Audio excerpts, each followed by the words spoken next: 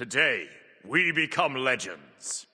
Smite history is always fun to take a look back at, past metas, god releases, items and all that, so today I'm going to be covering what I think were the best gods of every season of Smite, as well as closed and open beta. My criteria here is the god that was consistently the strongest for the longest period of time throughout the season, not necessarily the best peak performance god. Some releases or buffs can make gods extremely broken for a patch or two before getting nerfed back into balance.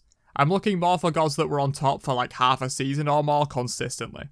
With that said, this is my personal opinion of course, and while it does take into account others' views from tier lists at the time and the SPL and Worlds performances, it's ultimately my own opinion, so take it with a grain of salt. But first up we have closed beta. This one is really not in contention. Beta Guan Yu is by far the strongest god we've ever seen in any season of Smite, and while he didn't remain this way for the entirety of closed beta, he did for a long time. And the sheer power of his release date means he has to take the spot for the best god of closed beta. At release, his 3 dealt 600 plus 200% magical scaling because he was a guardian at release, not a warrior. Most mage ultimates don't even have this level of scaling nowadays, never mind a 10-second cooldown ability. His ult was dealing 900 plus 135% scaling with 3 different CCs ending in a 2-second stun. Plus his heal and dash had 6-second base cooldowns and reduced all of his cooldowns by 2 seconds if you hit enemies for the dash and healed allies for the heal, meaning they effectively had 2-second cooldowns each. But I don't want to spend a whole video on one era of Smite, so if you do want to know more about Release Guan the Bongo Man, I'll link a video I made a while back for you here.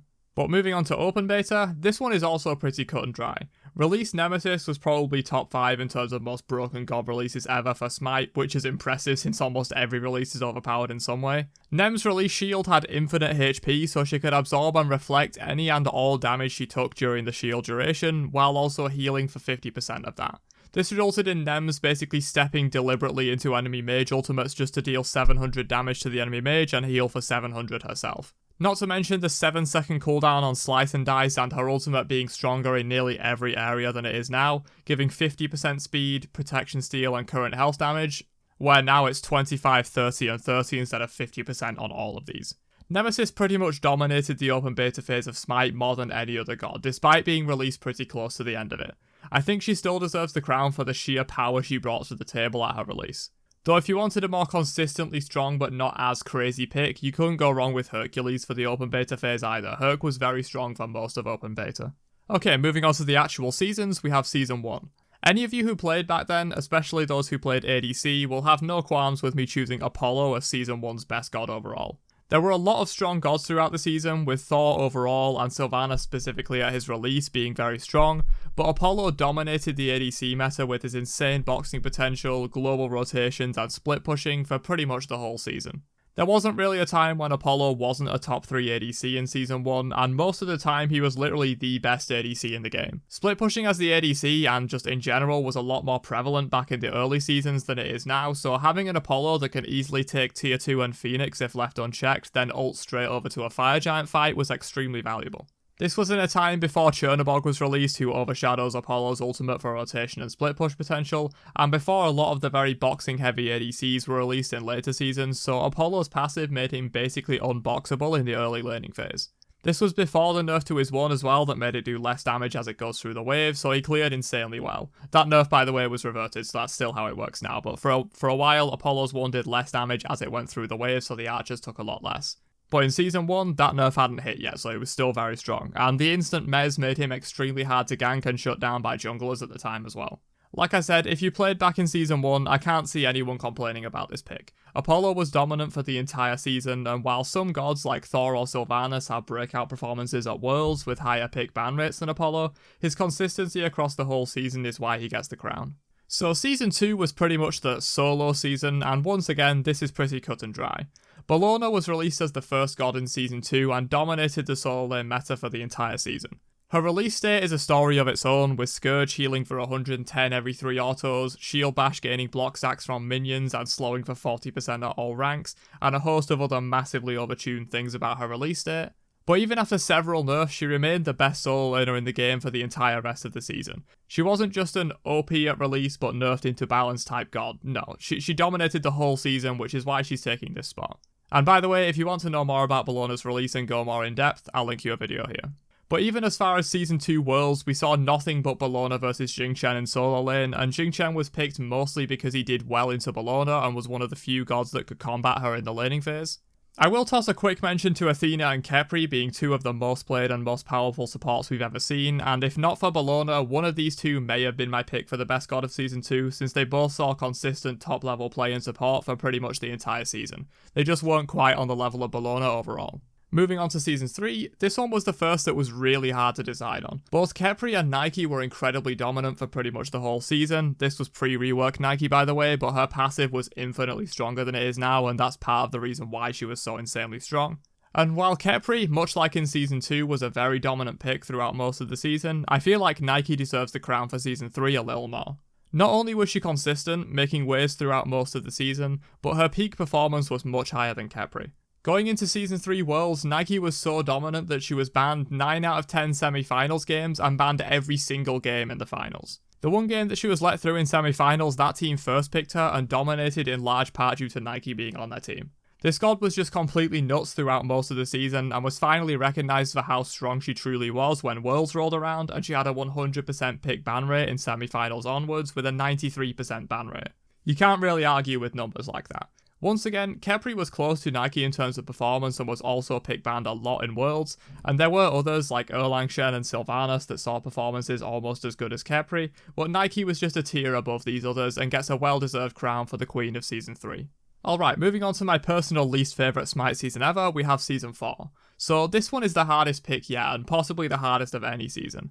Season 4 saw so many gods be top tier at different times, and there wasn't really one single god that was on top for the whole season. I considered Susano and Thoth as consistent top picks throughout most of the season, and also Raven for his breakout performance at Worlds Season 4, having a 100% pick ban rate and being pretty dominant for the entire season after his rework around the middle of Season 4. However, I think if I'm going for the overall most consistently strong pick, I have to go with Osiris. This was the solo laner for Season 4 alongside Bellona, who in my opinion was one rung below Osiris the entire time, and was played mostly because she had a great matchup into him. Like I said, this one is very murky, and I think depending on your reasoning, you could make an argument for Thoth, Kernanos, Bellona, Raven, Susano, Raijin, and a handful of others. There was no clear-cut best god for Season 4, which is why it's so hard to choose. But based on data and tier lists at the time, it seems most players valued Osiris as one of the best gods in the game, if not the best for most of the season, so he gets my seal of approval for the best god of Season 4. Season 5 was a lot like Season 4. Not in terms of how good it was, because Season 5 stomped Season 4 in terms of how fun and healthy the game was, but in terms of the strongest god for Season 5, this one was also very hard to choose. Thoth was still strong. Hebo rocketed into the meta as both a jungler and a mid laner and dominated ranked for a long time, though was less successful in SPL.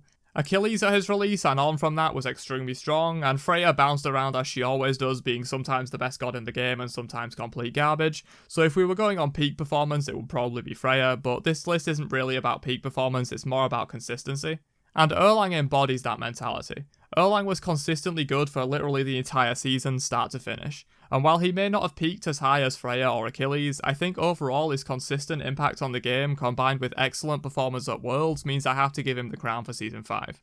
Out of the 11 games of semi-finals and finals for Season 5 Worlds, Erlang was banned in 9 of them, and the 2 he wasn't banned, he was instantly first picked. If that doesn't show you the value this god held at Worlds, I don't know what will. And like I said, not only did he have a breakout performance at Worlds with a 100% pick ban rate in the important games, he was also consistently good in both SPL and Ranked for the entire season. So I have to give this one to Erlang. Despite other gods being very close to him, this season had a lot of very powerful and consistent gods. Moving on to the most recent fully completed season, we have Season 6. This one is a lot easier to choose than the previous two, and to probably no one's surprise, it's King Arthur. Honourable mention to Freya, who like always bounced around for the entire season, being OP, then trash, then OP again, and so on. That god just can't be balanced ever. But on to the one true king. Arthur was released at the tail end of Season 5, but in Season 6 he truly came into fruition. With the abuse of Glad Shield, which before the nerf healed fully for each god, not 50% on subsequent hits, and it of course has since been removed entirely, probably partly due to Arthur's sheer abuse of the item. Arthur was on top of the solo lane meta for pretty much the whole of Season 6 and only really fell off a little towards the end, partly due to severe nerfs to both him and Glad Shield, and also partly due to people just getting bored of playing him and playing against him. But his return in early Season 7 to prominence shows he wasn't a bad god towards the end of Season 6, people were just tired of his bullshit. But I don't think any other god of Season 6 could walk into 4 people on their own with 10% HP and come out with 50% HP and a quadra kill. King Arthur was hands down the best god of Season 6 in my opinion, and the data supports that conclusion as well. And finally we have Season 7. Big disclaimer, as of making this video, we're only halfway through Season 7 and have not seen the second half or worlds yet, so most likely things could change throughout the rest of the season, but I thought I'd rank this one as we are right now anyway. My pick for this season has to be Persephone. At a top level, Persephone has been widely considered either the best or at least one of the best gods in the game for the entire season and pretty much since her release. Camazot's solo lane dominance throughout the season, Himdalia's insane release and overall power are definitely worth considering too, and maybe Cthulhu will surpass this if he's not nerfed, but overall I think Persephone has had the best performance of the season so far, and her recent resurgence to being a top pick ban in the SPL after the mid-season patch just shows she's still as strong as ever. But once again, we're only halfway through Season 7 when this video releases, so things could definitely change in the second half of the season and with the World Championship. But for now, Persephone is the queen of Season 7. So that's my thoughts on the best god of every season in Smite, plus beta as well. Hopefully you enjoyed and learned something from this one. Exploring the past of Smite is always fun for me, and hopefully fun for you guys too. If you agree or disagree, let me know down below, and don't forget to drop a like before you leave. And I'll catch you guys in another video later on. Have a great day, and peace out you nerds.